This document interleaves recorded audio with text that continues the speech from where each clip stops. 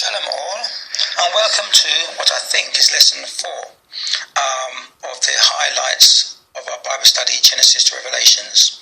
The 3 chapters today are chapters 13 to 16, or 13 to 15, inclusive. It covers Abraham and Lot separating when they go to different lands, Abraham rescuing Lot, the Melchizedek blessing of Abraham when he went and rescued Lot, and lastly the Abrahamic covenant. Before I come on to today's chapters, I think I'll share a question and answer I got on Genesis chapter 4 verse 7. It reads, "If thou doest well," this is God talking to Cain who killed Abel, "if thou doest well, shall thou not be accepted? And if thou doest not well, sin lieth at the door. And unto thee shall be his desire, and thou shalt rule over him."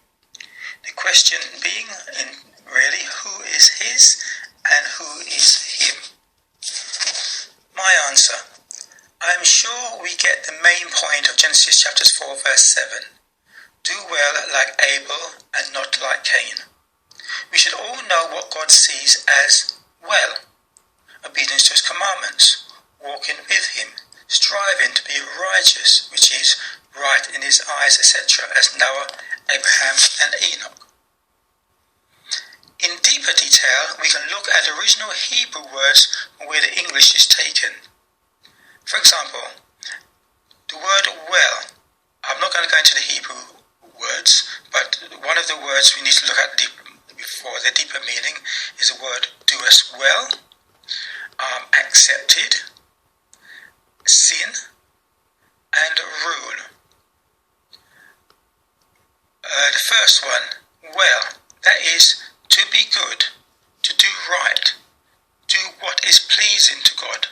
And for similar scriptures, or where the word is used, we can see Genesis chapters 34 verses 18, 45 verse 16, Judges 18 verse 20, 2 Samuel chapter 18 verse 4, and Micah chapter 7 verse 3.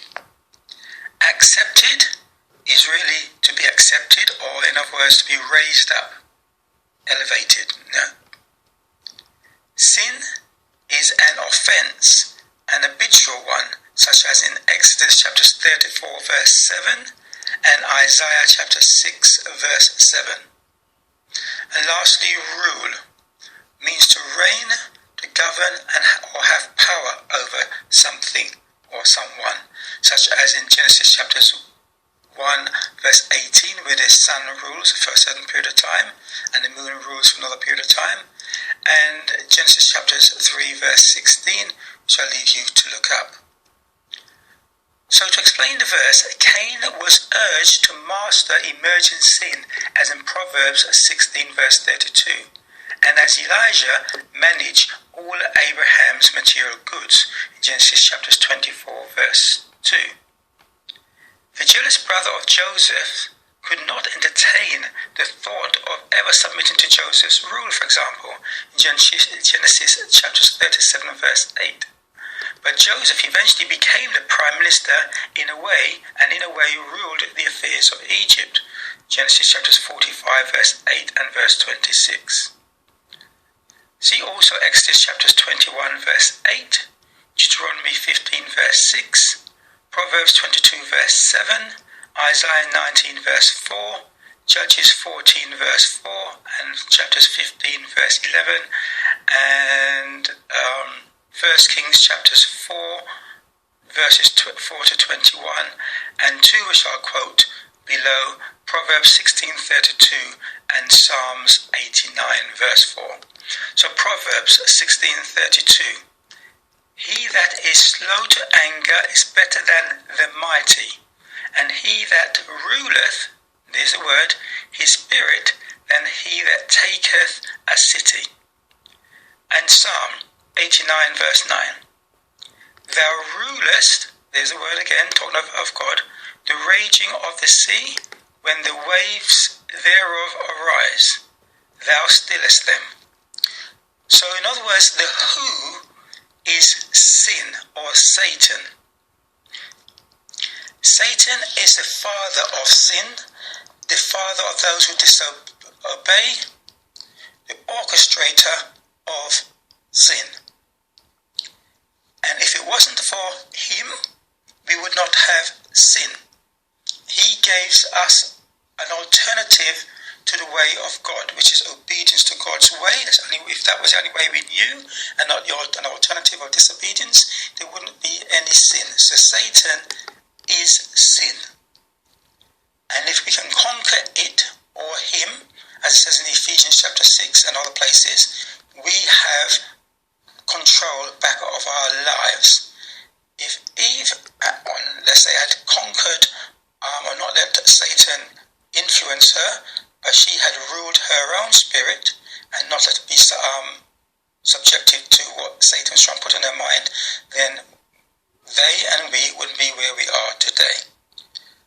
Now, I did mention in lesson number 1, I was going to do a comparison between things of the Bible and the Torah and those of the Muslims. One of the common things is Satan at creation. They have a belief, this is the Muslims, that when God created Adam and Eve, or man, he asked the angels, including Satan, to bow down to man, that man would be the ruler. And Satan said, I'm not going to bow down to him, to Adam. In fact, the Muslims, I understand, go on to say that even when Adam was dead, God asked Satan to bow down to him. And Satan's reply was, if I didn't bow down to him when he was alive, why should I bow down to him when he is dead? So you can work out the logic of their beliefs, but you can see the logic of Satan in one sense. If I didn't prostrate to him when he was alive, why should I prostrate to him when he's dead? I'm not sure if I heard a similar story in Christianity, about Satan being asked to bow down to Adam. That's not in our Bible, and maybe someone's trying to put some explanation as to how this thing all came about. However, this I would say, in Satan's mind, he's probably thinking, I am more powerful than Adam, a human being. Why should I prostrate to him? He is the one who should I should be higher than him. I am an angel, and I was made in the beauty of God, and blah, blah, blah. Why should I be second to human being Adam, who can't do certain things that I can do? In fact, I can influence him rather than he influence me. I can make him do things that he doesn't want to do. I can in fact rule over him rather than him rule over me. I can make him lust after this, I can make him lust after that, I can make him get addicted to this, get addicted to that, and so forth. Satan can easily control human beings. And in fact, we may argue that that is the case in many people's lives. It is a struggle to resist temptation to disobey God.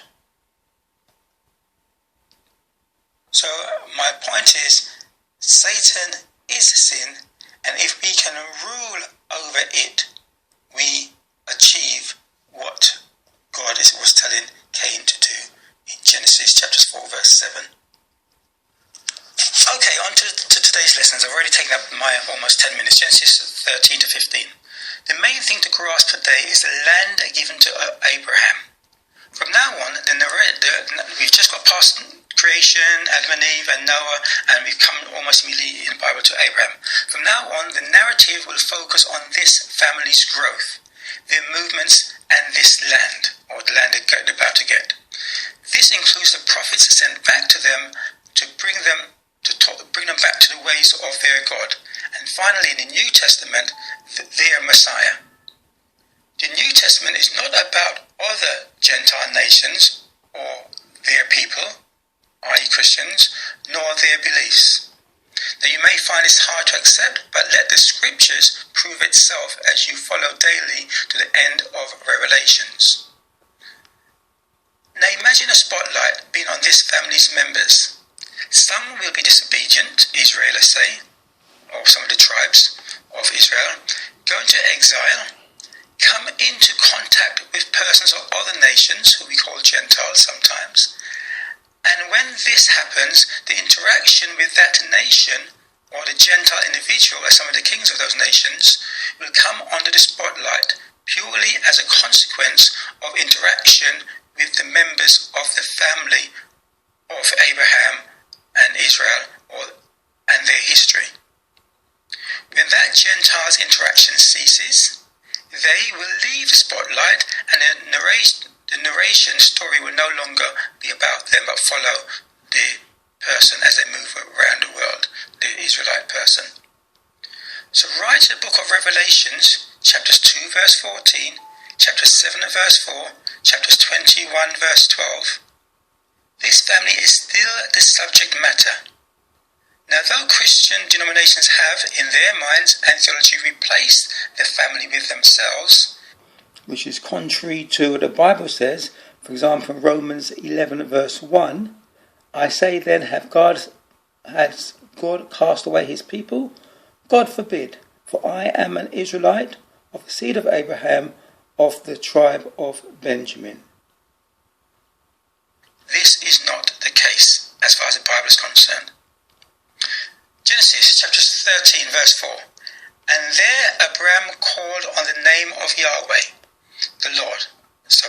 Actually, I should read from verse 1. And Abraham went up out of Egypt, he and his wife, and all that he had, and Lot with him into the south. Verse 4, onto the place of the altar which he had made there at the first. And there Abraham called on the name of Yahweh the Lord. So we know he knew his name, called his name. Jumping down to verse 11. And Lot journeyed east, and they separated themselves the one from the other.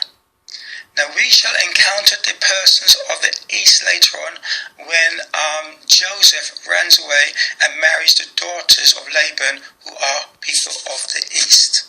Now, for those of you who are not reading the whole verse or listen to it as you should, I'll just read you a couple of verses before. So Genesis 13 verse 9. Is not the whole land before thee?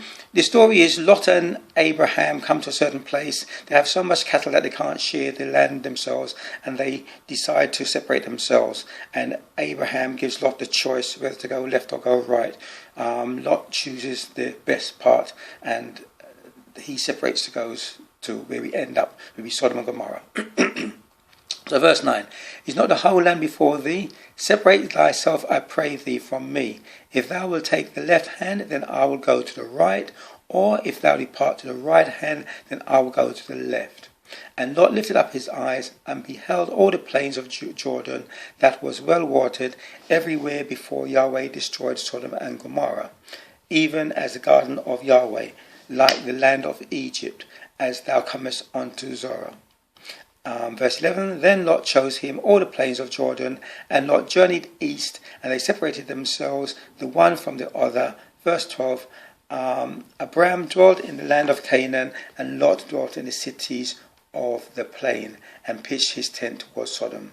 Verse 13, but the men of Sodom were wicked and sinners before Yahweh exceedingly.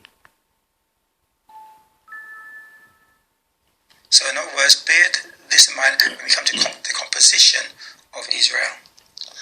Now in Genesis 13:14, we get what God is promising Abraham, and we see the same promise in chapters 12 verse 1, 15, 18, and I think 26:5. So what 13:14 reads is, and Yahweh said to Abraham, after that Lot was separated from him, lift up thine eyes and look from the place where thou art northward and southward and eastward and westward. For all the land which thou seest to thee will I give it, and to thy seed forever.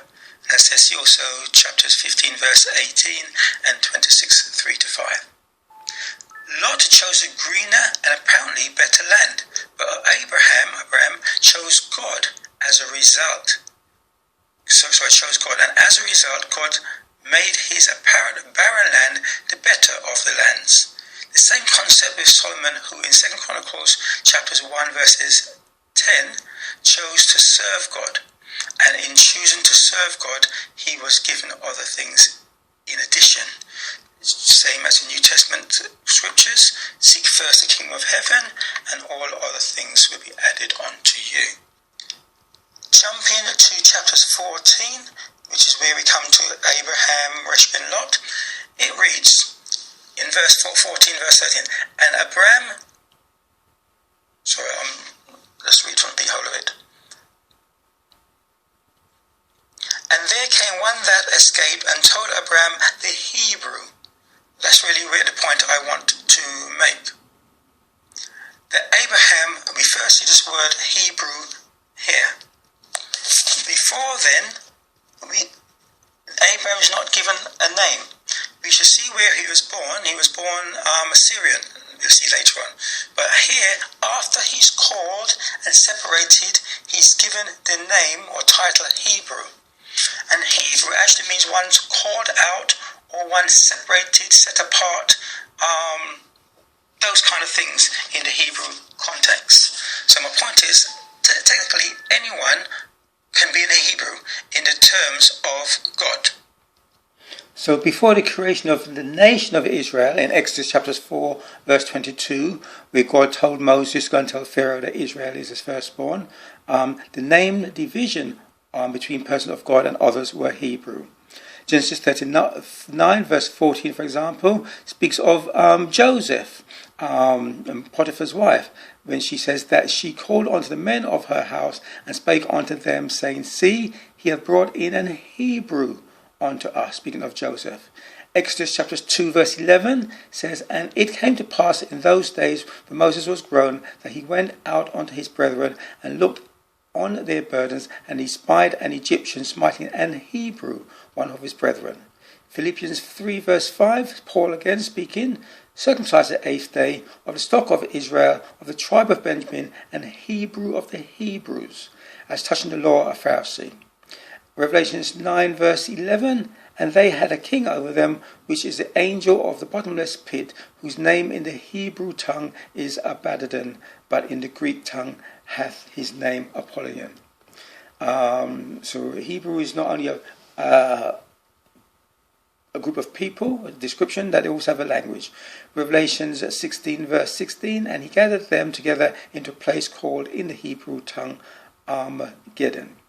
So the classification of a Hebrew is first used in Genesis 14:13 in reference to Abraham, who was born Assyrian. How did he become a Hebrew? It was not from being born in any land or family with that name. The only thing we know about him that differed from others is his faith in and obedience to Yahweh God. I have picked a number of scriptures to demonstrate the Hebrew lineage of his family, so they were not Jewish or Israelites, as one of the tribes of the family of Judah. So why did God choose Abraham and separate him from all the people of the world, even from his parents? Genesis chapter 26 verse 5 says, because that Abraham obeyed my voice and kept my charge, my commandments, my statutes and laws. So that is the difference between Abraham and the others of the world. Calling you out of somewhere and asking you to join him as a separate people. Now, I know we normally attribute the word to Hebrew Jews from the Bible, but that's because it came firstly from Abraham. Now, some other places where they are called Hebrews. Joseph and Potiphar's wife, it says. Okay, I've done you those verses, so let's move on. That was the reason. It was the same reason why God separated Noah from the world, even from his parents. Genesis chapter 7 verse 1 says, because Noah did the right thing in God's eyes. In other words, he was righteous, keeping the commandments of God. And in addition to that, they, Abraham and Noah, had faith in God's word. When God told Abraham to leave his country and comfort and to go into another land to be blessed, Abraham believed God. Genesis 15:6. And he believed in Yahweh, and he counted it to him for righteousness. Hebrews 11 verse 8. By faith, Abraham, when he was called to go out into a place which he should after receive for inheritance, obeyed, and he went out not knowing where he was going. It was the same with Noah. When God told him to build an ark as it was going to rain, Noah, not knowing what rain was or even seeing it, obeyed. Both Noah and Abraham exercised both obedience and faith. Obedience and faith is the stated criteria for salvation, as in Revelation chapters 14 verse 12. These same two criteria were given to Israel. Leave Egypt and go to a designated land to get my blessings, God told them. We in the New Testament are given the same calling with assurance. If we keep the commandments of God and have faith in the redemptive blood of his son Yeshua, we also get the promised land when we die. Commandment keeping comes first, faith second, for if we transgress. But that faith must have confession and repentance. Revelation 22:14 says, keeping the commandments gives us a right to enter the promised land. What does having a right to something mean? It means it cannot be denied you. An employer cannot dismiss you if you have done what was stipulated. A judge cannot find you guilty if you have not transgressed. Regardless of whether your personality or speech was flawed, if your actions are of obedience, you are safe, or in spiritual terms, saved. I mention this as many people focus on the words of Paul as fruits of the Spirit and disobey the commandments of God. To be found guilty, there has to be a legitimate reason. Foreign personality is not one of God. Disobedience is. His criteria to Noah, Abraham, Israel, and us is, if we obey, then he will do. That's the condition. In fact, he adds to Israel, if they disobey, he works against them, or at least not for them. Lastly, what we are commanded to do is not limited to what people call 10 commandments, but everything God has said. And within those are acts of kindness to each other. It is a deceit of the devil to limit your understanding to 10. In Adam and Eve's case, it was not touching the tree, not something told to Noah or Abraham. They had different things that was asked of them. With us, it is inclusive of Leviticus 23. Now, I should add here a warning. Many people are being enticed to go abroad for work or promised a better life. Instead, they end up in slavery, killed or mistreated without a chance of returning. Do not think every thought or invitation to go abroad is of God. Okay, back to our lesson study today. Genesis chapters 14, verse 14. And when Abraham heard that his brother was taken captive, he armed his trained servants, born in his house, 318, and pursued them into Dan. 1 Chronicles 28 verse 3. But God said unto me, Thou shalt not build an house for my name, because thou hast been a man of war, speaking to David, and hast shed blood. Psalms 18:34. He teacheth my hands to war, so that a bow of steel is broken by mine hands. See also 2 Samuel 22:35, 1 Chronicles 25:8, Psalms 144 verse 1. Now add these verses in to show that many people think believers in Yahweh God are to be peaceful to all their enemies, i.e. turn the other cheek. In my opinion, this is a misunderstanding. Such advice was given in the context of Israel to their brethren when Yeshua said it. If we look through the character of God, we see, and all some of his instructions to Joshua and so on, we see he is a man of war. Even David had to put Goliath down when he threatened God's people. Exodus chapters 15 verse 3. Yahweh is a man of war. Yahweh is his name. So I hope we will start to put scriptures in perspective and not spread around the world that we have to turn the other cheek so that our enemies in foreign nations can kill out seekers and burn their churches down and so forth. Genesis chapters 15 verse 3. And Abraham said, Behold, to me thou hast given no seed, and lo, one born in my house is mine heir. Abraham's servant, as we shall see, or sorry to say servants, as we shall see, is a custom, especially when Jacob goes into Egypt, became part of his household. They go to war with him as his household. We just read when he went to rescue Lot in 14:14. And in the absence of children, they become their heirs. See also Exodus chapter 20, verse 10. And as we should have noticed, these were trained men. I'm not going to mention about Melchizedek, so this is really things that's needed for salvation. But as we notice in 15:16, I've already mentioned it, Abraham's faith was counted to him for righteousness. So that is a salvational issue. That our faith and obedience is counted to us for righteousness. Again, for those of you who are not reading the whole chapter, I'll just quickly run through the context of chapter 15. Reading from verse 1. After these things, the word of Yahweh came unto Abraham in a vision, saying, Fear not, Abraham, I am thy shield and thy exceeding great reward. And Abraham said, Yahweh God, what wilt thou give me, seeing I go childless?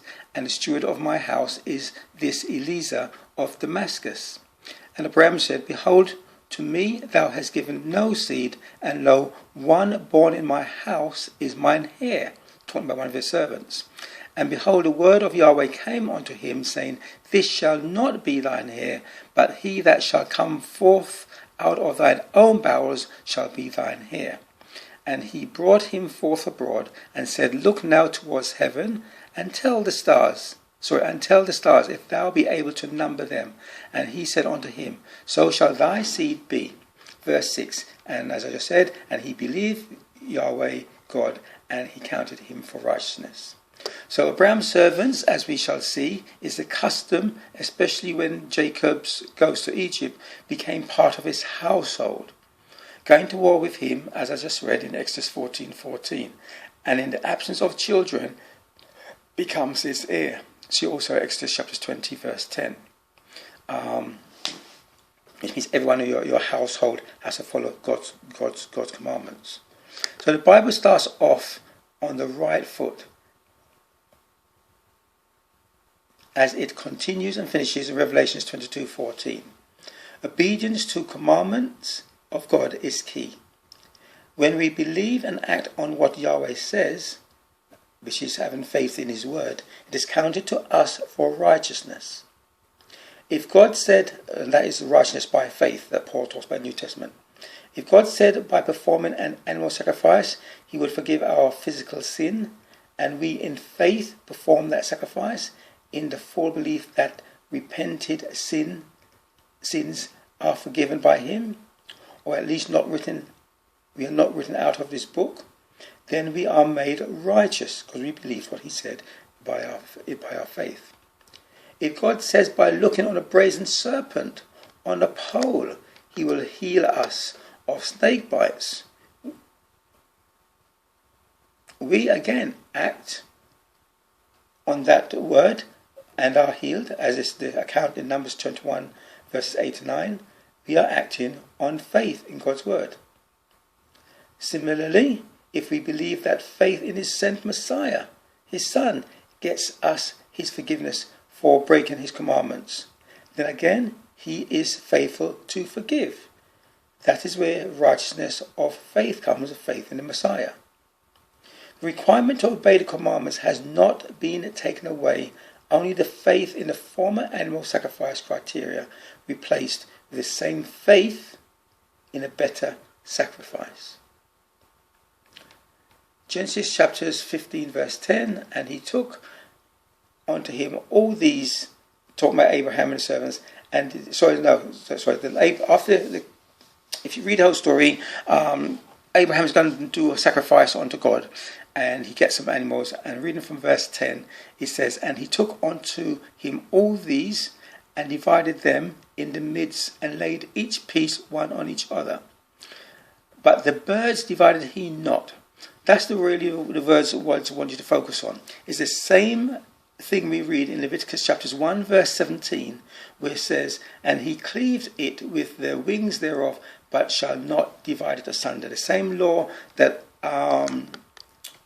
Abraham followed, that we don't read about where he got it from, is the same thing that God gave Israel to do later on. So my point again, as I've done already, these laws were not just for the Jews or the Israelites. They existed from before. They are the way of God.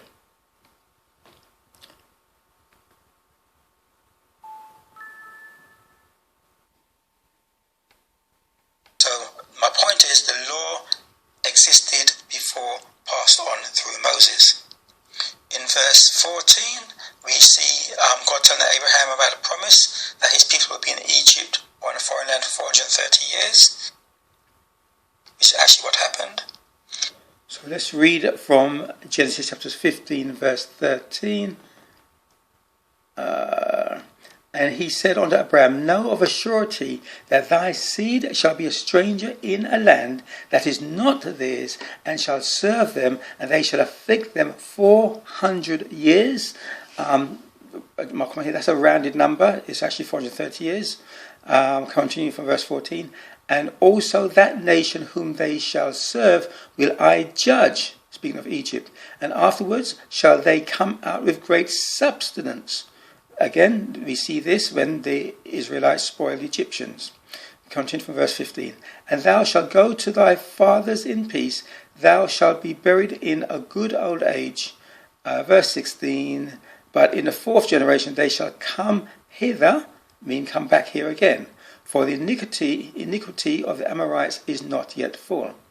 Verse 17. "And it came to pass that when the sun went down and it was dark, behold, a smoking furnace and a burning lamp that passed between those pieces. In the same day Yahweh made a covenant with Abraham, saying, Unto thy seed have I given this land, from the river of Egypt unto the great river, the river Euphrates." As said above, the family, later called the nation of Israel, will return to the same land when leaving Egypt. "Then some of them will commit iniquity, like the Amorites, and be scattered," this is 10 tribes, "into Gentile foreign nations. Then the Messiah will be sent to teach and gather them back into one nation, as prophesied by God through some of his prophets. As the purpose of the Apostle Paul's teachings to the scattered Jews in those Gentile nations, which were called the lost tribes of Israel by the Messiah. The example to whom the other Gentile nations and individuals should follow back to the one God who created all of them. Shalom, and hope to see you again tomorrow.